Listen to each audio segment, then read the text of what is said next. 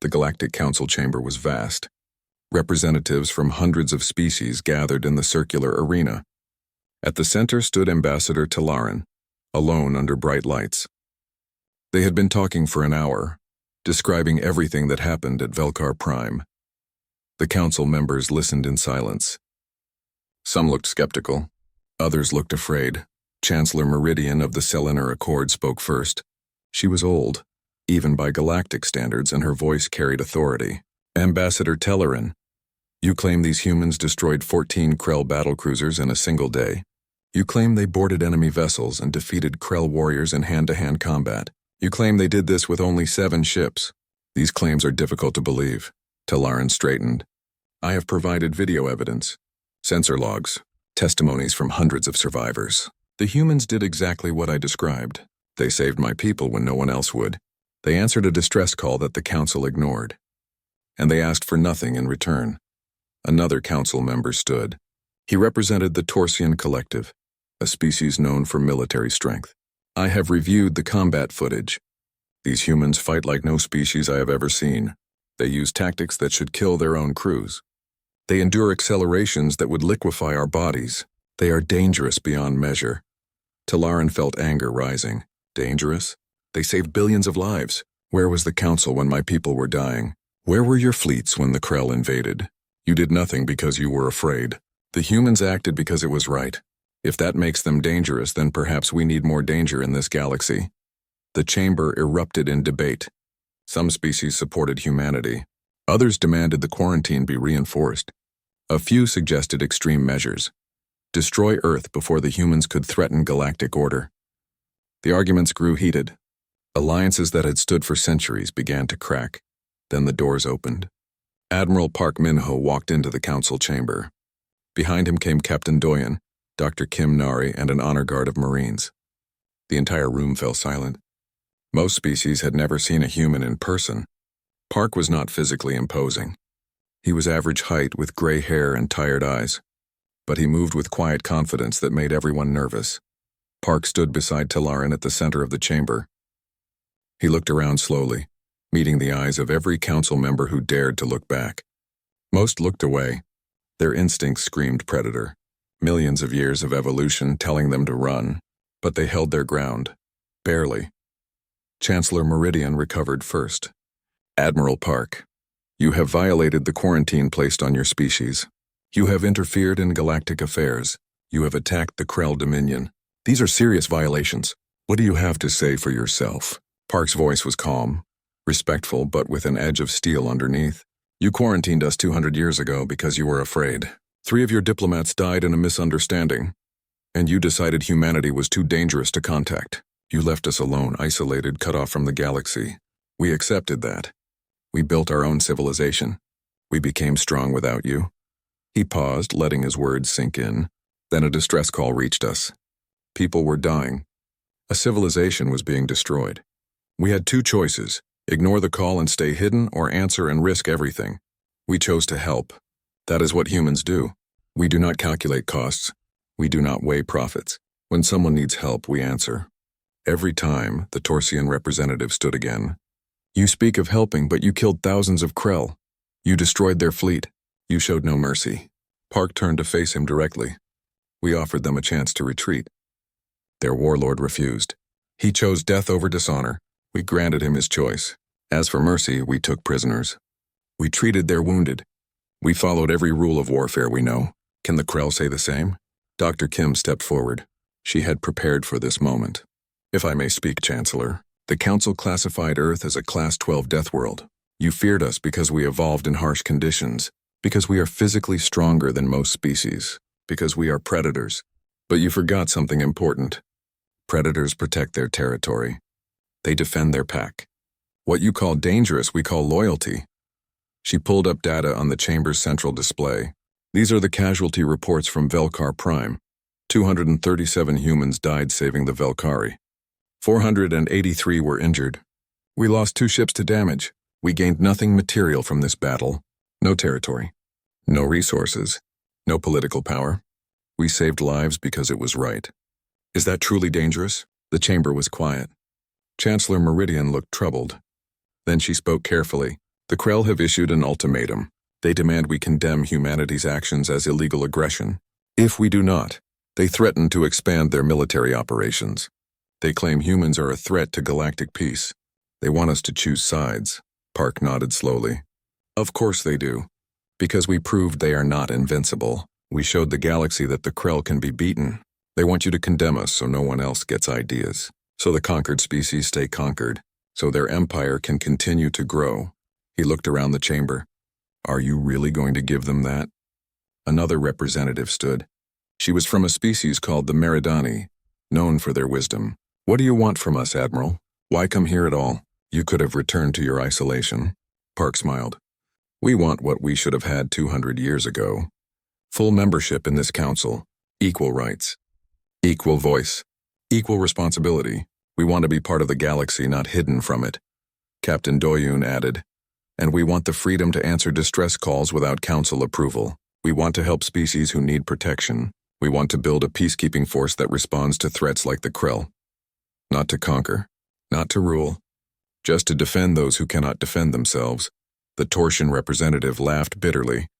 You want us to give you unlimited military authority? To let you build an army and go wherever you please? That is madness. You could become worse than the Krell. Park shook his head. We could, but we will not. Judge us by our actions, not your fears. We had the power to conquer the Velkari after saving them. We chose to help them rebuild instead.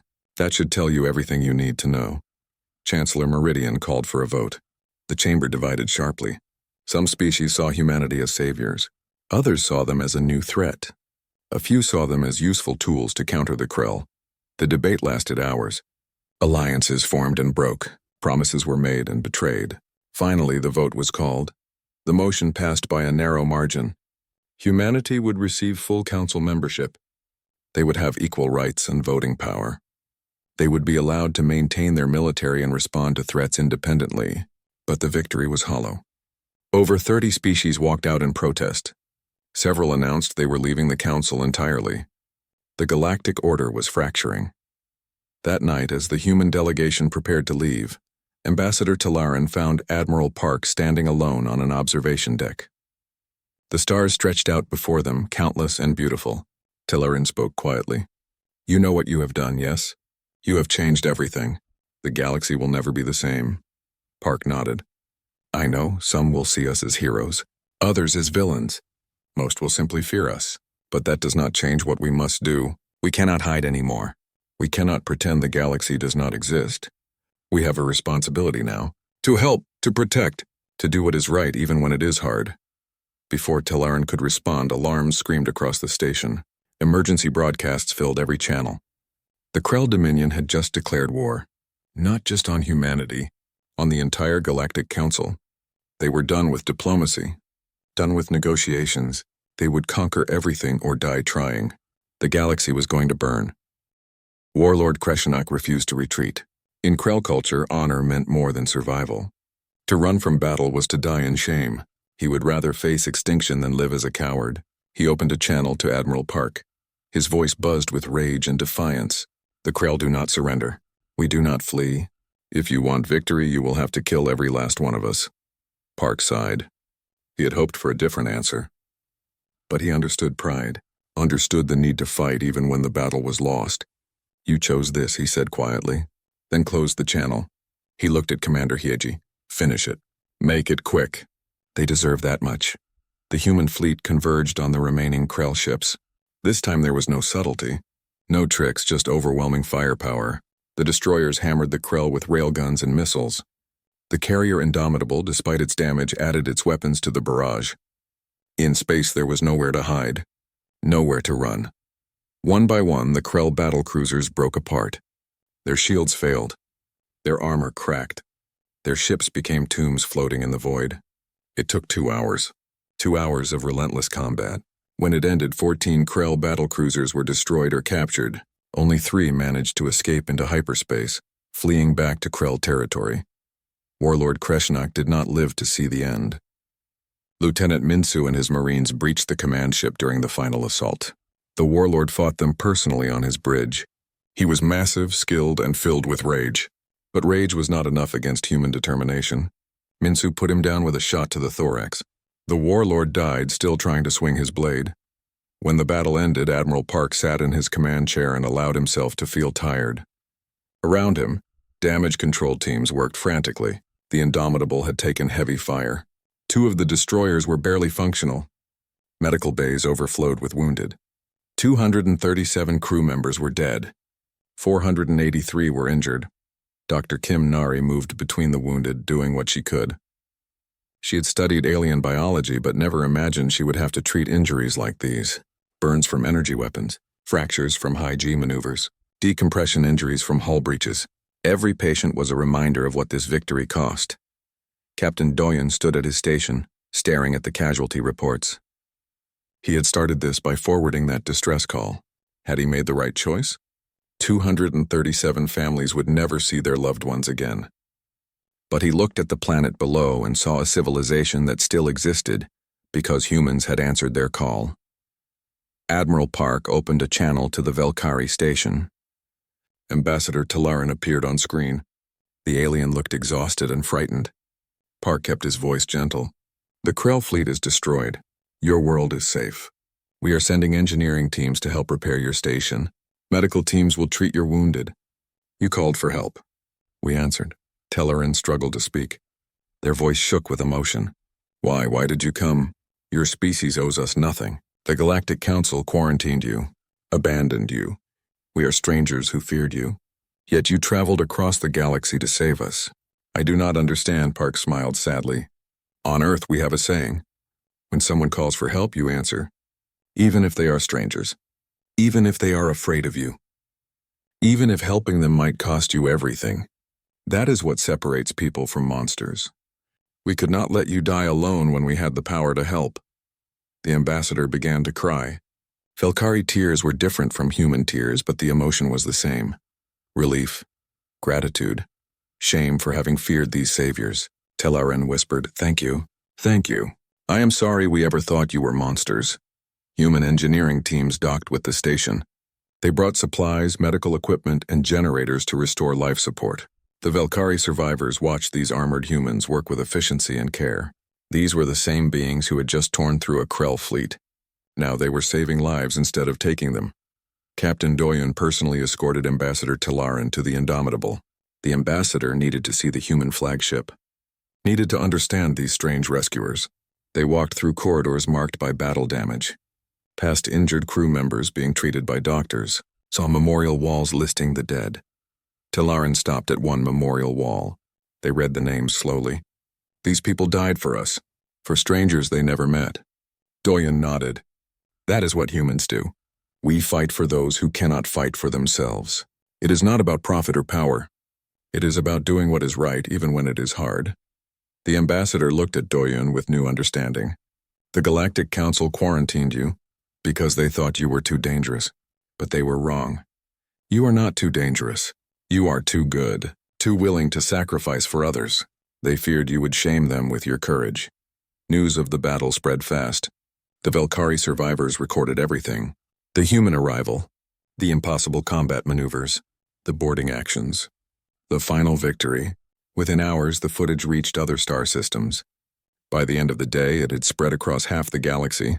Everyone wanted to know, who were these humans and where had they come from? On the capital world of the Galactic Council, emergency sessions were called. The council members watched the battle recordings in stunned silence. The quarantined species had broken isolation. They had intervened in a galactic conflict. They had destroyed a Krell invasion fleet, and they had done it all in less than a day.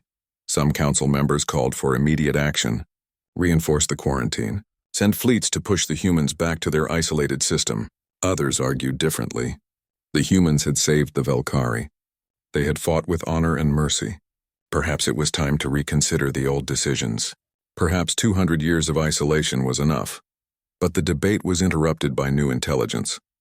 The Krell Dominion issued an official statement. They declared the human intervention an act of war. They claimed the humans were dangerous Deathworlders who threatened all civilized species. They demanded the Council either sanction humanity or face Krell retaliation. The message was clear. Choose a side. The Council members looked at each other nervously. For centuries, they had avoided major conflicts through diplomacy and compromise. Now the Krell were forcing them to make a choice. Side with the humans and risk war. Side with the Krell and condemn humanity to extinction. Or do nothing and watch the galaxy tear itself apart. Ambassador Talaran received a summons. The Council wanted them to testify about what happened at Velkar Prime, about the humans and their actions. Talaran looked at Captain Doyen. What should I tell them? Doyen smiled. Tell them the truth. That is all we ever wanted. As Talaran prepared to leave for the Council homeworld, they turned back one more time. Will I see you again? Will humans return to the galaxy, or will you go back into isolation? Doyen shook his head. We cannot go back. Not after this. The galaxy knows we exist now. We answered your call. Others will call too, and we will answer them. That is what humans do. No ships destroyed. Human casualties, 37 dead, 9th the Krell fleet scattered. 3 of their battle cruisers floated dead in space, their hulls torn open by human weapons. Warlord Kreshnak roared orders at his crew. This was impossible. The unknown ships were too small, too few. Yet they had destroyed 3 battle cruisers in minutes. Admiral Park watched the tactical display with satisfaction. The first strike had worked perfectly. Now came the hard part. He opened the fleet channel. All ships execute boarding protocols. Marines, you are weapons free. Show them what humans can do. Lieutenant Choi Minsu led the first boarding team. His dropship launched from the Indomitable and streaked toward the nearest crippled Krell battlecruiser. Behind him, 3 more dropships followed. Each carried 20 Marines in powered armor. Each Marine was ready to do what the galaxy thought impossible: board an enemy warship and take it by force. The dropship slammed against the Krell hull. Cutting torches burned through the thick armor plating. Inside the Krell ship, alarms screamed. The insectoid warriors rushed to defend their vessel. They were 8 feet tall, covered in natural armor, with mandibles that could crush steel. They had conquered dozens of species. They feared nothing.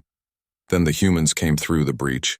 Minsu was first inside, his powered armor making him move faster than any Krell. His rifle barked, sending electromagnetic pulses that disrupted Krell nervous systems. Behind him, his Marines spread out with practiced efficiency. They moved like they had done this 1,000 times before. The Krell warriors charged. They outnumbered the humans 3 to 1 in this corridor. They had superior reach and natural weapons. In close combat, Krell were supposed to be unbeatable, but they had never fought humans before. Never faced creatures that evolved fighting each other for millions of years. Minsu dodged the first Krell's strike and slammed his armored fist into its thorax. The force would have killed a normal being. The Krell staggered but did not fall. Minsu hit it again. And again. The third blow shattered its armor and sent it crashing to the deck. Around him, his Marines fought with brutal efficiency. What should have been an even fight became a massacre. The humans were faster, stronger, and more vicious than the Krell expected. They used tactics the insectoids had never seen. Feints, ambushes, coordinated strikes. Within 10 minutes, the Krell defenders were dead, or retreating deeper into their ship. Captain Doyen sat at his communication station aboard the Indomitable. He had an idea, a terrible, brilliant idea. He looked at Admiral Park. Sir, we are recording all of this, right? The boarding action? Park nodded slowly. Send it to them, Doyen said. Broadcast it on all Krell frequencies. Let them see what happens when they face us. Park understood immediately. Psychological warfare. The Krell prided themselves on being the greatest warriors in the galaxy. Now they would watch their elite soldiers being beaten by creatures they had never heard of. He smiled grimly. Do it. And add a message. Tell them you hunted the weak. Now the hunters have come. The broadcast went out across all channels. Every Krell ship received it. They watched the humans fight. Watched their warriors fall. Watched these unknown aliens tear through their defenses like they were made of paper. On the Krell command ship, Warlord Kreshnak felt something he had never experienced before. Fear.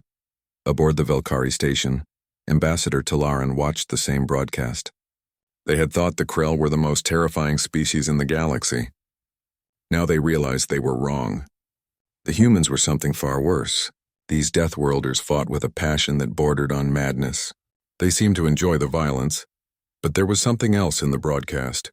Something that made Talaran pause. The humans were disciplined. They did not kill unnecessarily.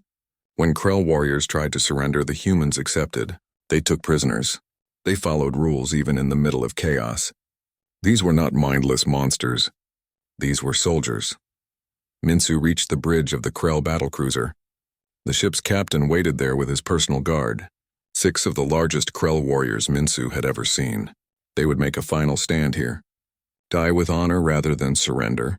Minsu respected that, but respect would not stop him. The fight was brief and brutal. The Krell captain was strong and skilled, but Minsu was faster. He ducked under a massive swing and drove his shoulder into the captain's midsection. The impact sent them both crashing through a control console. They rolled across the deck, trading blows that would have killed lesser beings. Finally, Minsu got his arm around the Krell captain's neck. He squeezed. The insectoid struggled, its mandibles clicking frantically. Then it went still. Minsu held on a few seconds longer to be sure, then released. The captain collapsed to the deck, unconscious but alive. Around them, the battle was over. The ship was captured. Warlord Kreshnak watched his fleet falling apart. The humans had captured 3 more of his battlecruisers. His warriors, the pride of the Krell Dominion, were being beaten by boarding parties. This was not how warfare was supposed to work.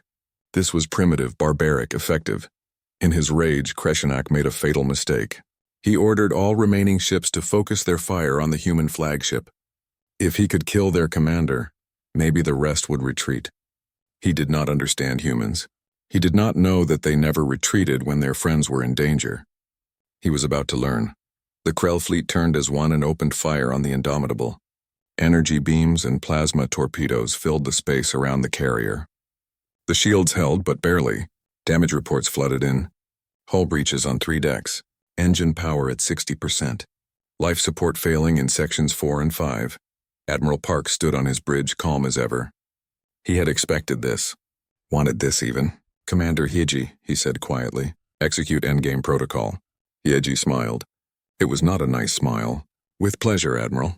She pressed a series of commands into her console. Across the fleet, human ships received their orders and moved into position. The Krell had made exactly the mistake the humans wanted. By focusing on one target, they had exposed their flanks. The human destroyers, faster and more maneuverable than the massive battlecruisers, swept around the enemy formation. They had been holding something back, saving it for the right moment. That moment was now. The destroyers launched their special weapons. Nuclear torpedoes equipped with electromagnetic pulse warheads. These were designed to bypass shields and detonate inside enemy hulls.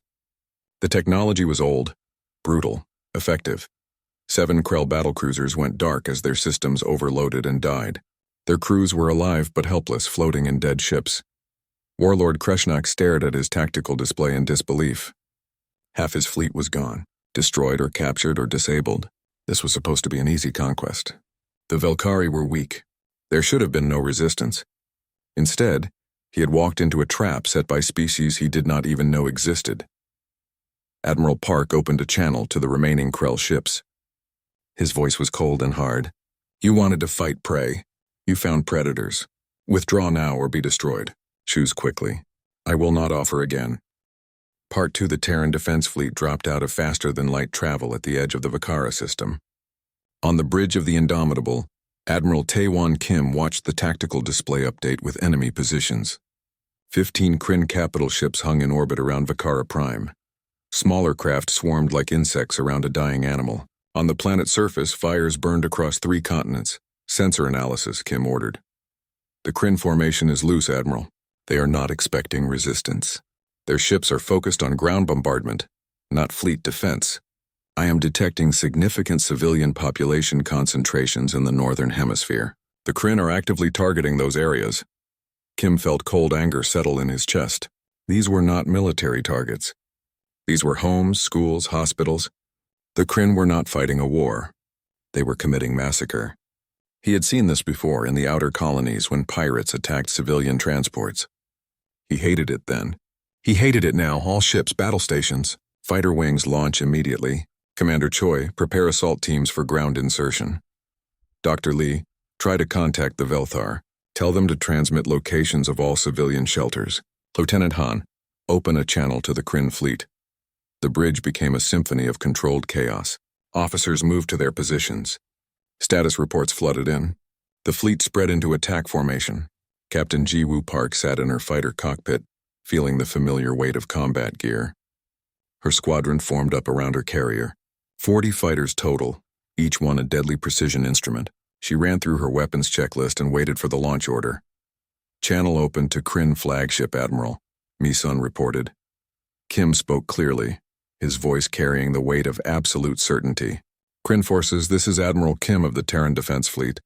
You are attacking a peaceful species without provocation. Withdraw from Vakara Prime immediately or be destroyed. You have 30 seconds to comply.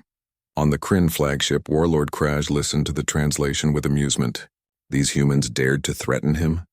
He commanded the most successful conquest force in Kryn history. He had burned 17 worlds.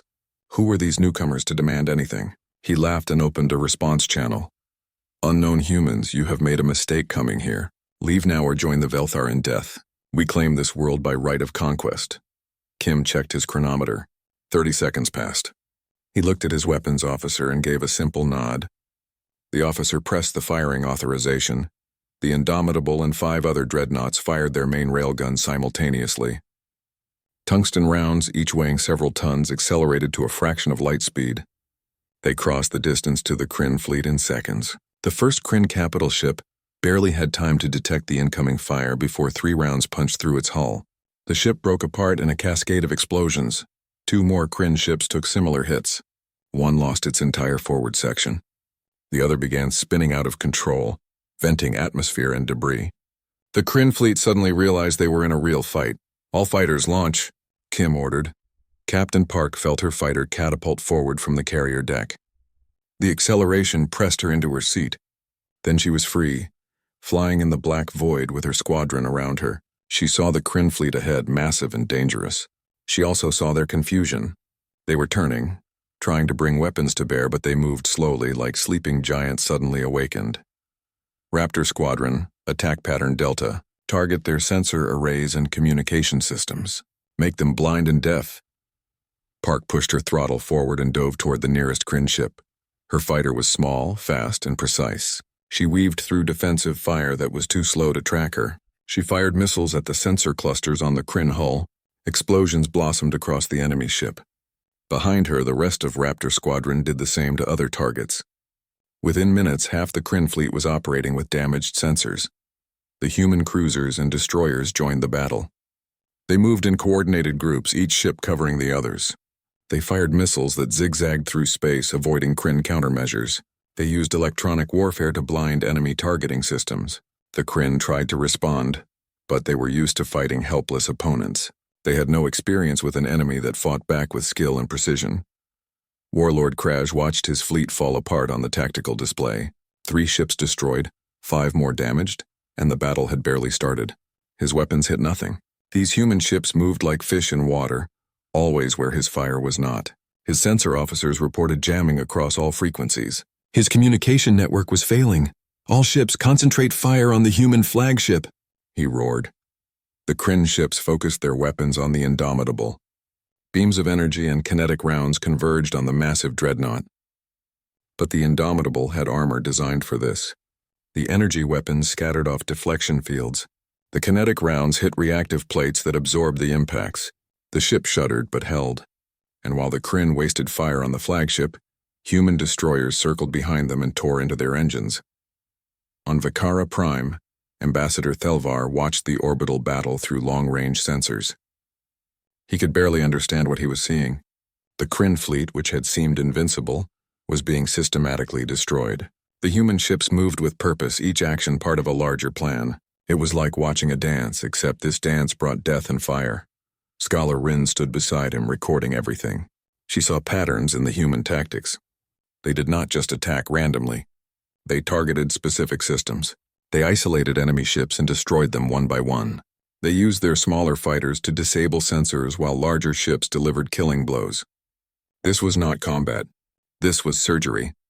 Dr. Su-Jin Lee finally established communication with the Velthar sanctuary. Ambassador Thelvar appeared on her screen, his alien features showing obvious stress and confusion. Lee spoke calmly, trying to project reassurance. Ambassador Thelvar, I am Dr. Lee with the Terran Defense Fleet. We are here to help. Please transmit coordinates of all civilian population centers. We will protect them. Thelvar stared at her. Protect them? The humans were fighting a battle in orbit. How could they protect people on the ground? But he had no choice. He transmitted the data. Within seconds, Lee passed it to Commander Choi. Choi studied the map of Vakara Prime. Kryn ground forces were concentrated around the largest cities, which were mostly destroyed. But civilian shelters dotted the landscape. Many were under direct threat. He selected insertion points and briefed his Marines. We drop in 30 seconds. Rules of engagement are simple. Protect civilians, eliminate Kryn ground forces, establish safe zones. These people are counting on us. Do not let them down. The drop pods launched from the assault carriers. They were small armored vehicles designed to survive atmospheric entry. Inside each pod, Marines checked their weapons and prepared for combat. Choi rode in the lead pod, feeling the heat build as they hit atmosphere. Then the retro rockets fired and they slammed into the ground near a Velthar shelter. The pod doors blew open. Choi and his team burst out into a war zone. Kryn soldiers were attacking the shelter entrance with heavy weapons. The Velthar inside had sealed the doors, but they would not hold much longer. Choi did not hesitate. His team opened fire with precision rifles. The Kryn fell before they understood what hit them. More drop pods landed around the shelter. Marines established a perimeter. They set up defensive positions and heavy weapons. When the Kryn tried to reinforce their attack, they ran into prepared human positions and were cut down. Within 10 minutes, the area was secure. Choi approached the shelter entrance and knocked. "This is Commander Choi, Terran Defense Force. The area is secure. You are safe now." The door opened slowly. Velthar civilians emerged, their eyes wide with shock. They had expected death. Instead, they found human soldiers who offered them water and medical supplies. Children clung to adults. The elderly wept with relief. Choi assigned medics to help them and moved to the next shelter location. In orbit, the battle reached its conclusion. Warlord Kraj had 12 capital ships destroyed or disabled. Only 3 remained combat-capable, and they were damaged. His ground forces were being systematically eliminated by human Marines. His conquest was falling apart. For the first time in his career, Kraj faced a choice he never expected to make. Retreat or die. He ordered retreat. The surviving Kryn ships tried to disengage and escape to faster-than-light speed. Admiral Kim anticipated this. Human destroyers had positioned themselves along the escape routes. As Kryn ships tried to flee, they found themselves boxed in. 2 more were destroyed trying to break through. The final Kryn ship, Kraj's flagship, managed to escape, but only because Kim allowed it. "Let him go," Kim ordered. "Let him tell the rest of the Kryn what happened here." The battle ended. The Terran Defense Fleet held orbital space around Vakara Prime. On the ground, human Marines secured the last civilian shelters. Captain Park and her fighters conducted patrol sweeps, making sure no Kryn remained hidden. The operation took 27 hours from arrival to complete victory. On the Indomitable Bridge, Kim reviewed casualty reports. His fleet lost 15 fighters and 2 destroyers were damaged. The screens in the command center showed nothing but fire. Ambassador Talaran watched their home world burn from the safety of the orbital station. Below them, cities that had stood for thousands of years turned to ash under the Krell bombardment. The insectoid warships moved across the sky like locusts, their weapons turning the surface into a nightmare of destruction. Talaran's hands shook as they gripped the console. The Velkari people had always been peaceful. They built trade routes, not war fleets. Their ships carried goods between the stars, not weapons. Now that peace had made them helpless. The defense fleet lasted barely 3 hours against the Krell attack. Now nothing stood between the invaders and complete destruction. The communications officer turned to face Talaran. The young Velkari's face showed pure terror. His voice cracked when he spoke. "The Galactic Council is not responding to our calls. No one is coming to help us. We are alone." Talaran closed their eyes. The Council had abandoned them. Every species in the known galaxy had turned their backs on the Velkari. The message was clear. No one wanted to fight the Krell. The insectoid empire was too strong, too ruthless. Better to let one civilization fall than risk their own destruction. But Talaran refused to accept death quietly. They pulled up the station's long-range transmitter controls. Their fingers moved quickly across the interface, setting the broadcast to maximum power. They would send a message on every frequency known to the galaxy.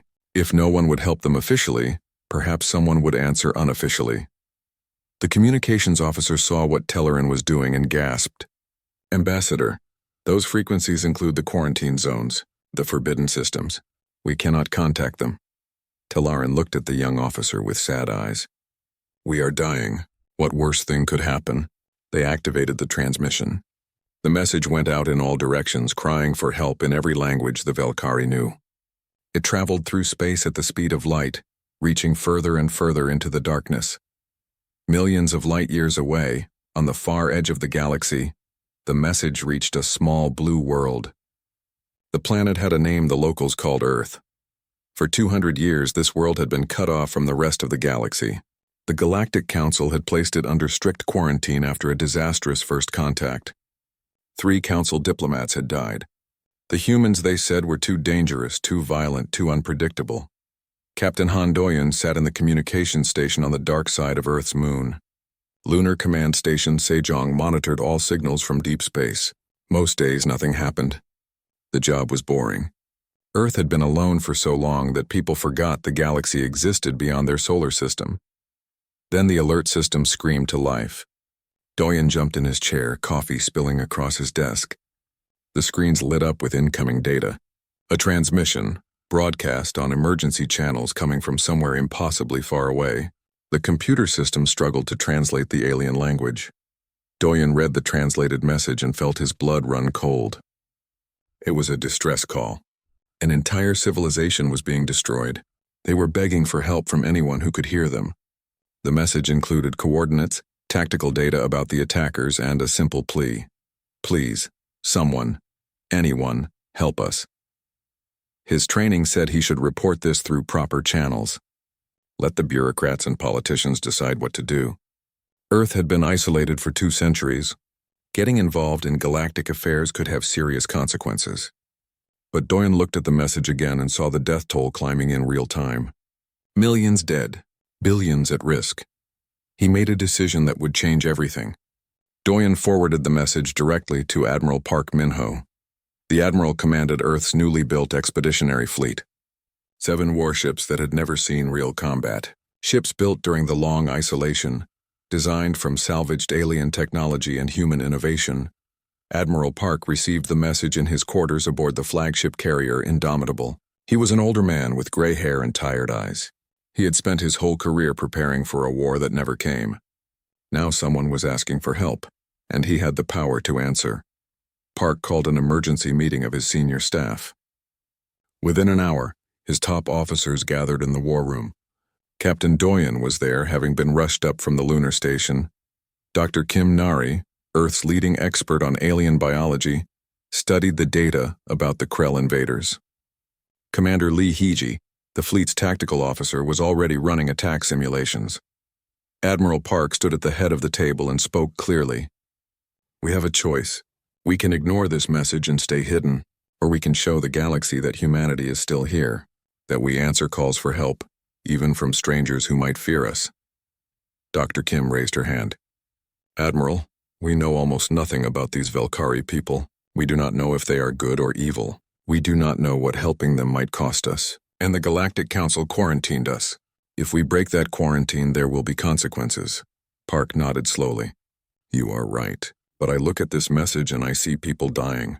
I see a civilization that sent out one last desperate call for help. If we ignore them, what does that make us? He paused and looked at each officer in turn. The council abandoned them. Should we do the same? Commander Hyeji spoke up, her voice cold and practical. Admiral, if we are going to do this, we need to move now. According to the message, the Velkari have maybe 2 days before their orbital defenses fail. Our ships can make the jump in 4 days if we push the quantum fold drives to maximum. Park made his decision. He knew it might cost him his career. It might even cost him his life. But some choices had to be made with the heart, not the head. Prep the fleet for immediate departure. All ships combat ready. We leave in 6 hours. He looked around the room one more time. And someone get me everything we know about these Krell invaders. I want to know exactly what we are flying into. The officers scrambled to prepare. Down on Earth, news of the deployment leaked within hours. The global government tried to stop the mission, but Admiral Park had already launched. The 7 ships of humanity's first real fleet burned their engines and vanished into quantum fold space, racing toward a battlefield on the other side of the galaxy. Back in the Velkar system, Ambassador Talaran watched the Krell ships advance. The orbital station had maybe 12 hours of life support left. They had given up hope of rescue. Their message had reached no one. They would die here, watching their world burn, but at least they had tried. At least they had not gone quietly into the darkness.